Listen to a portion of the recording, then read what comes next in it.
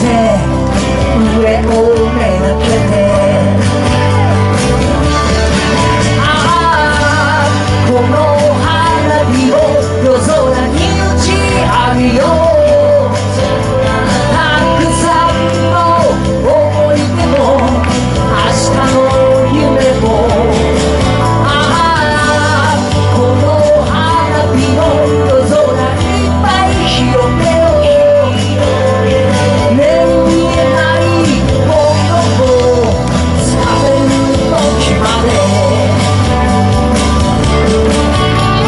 生きることは夢を見ること、汗を流し続けることさ。どんなこともいつか必ず本気になれる瞬間がある。ああこの花火にいろんな色を描こう。たくさんの思い出を一瞬に込めて、ああこの花火を夜空いっぱい広げよう。目に見えないものをつかめる時まで。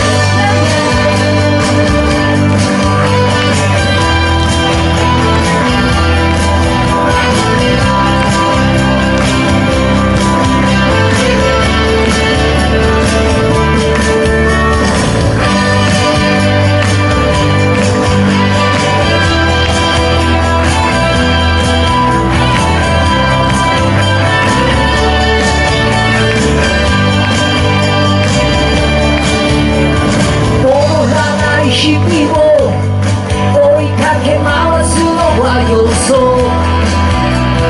次の朝がやってくるから、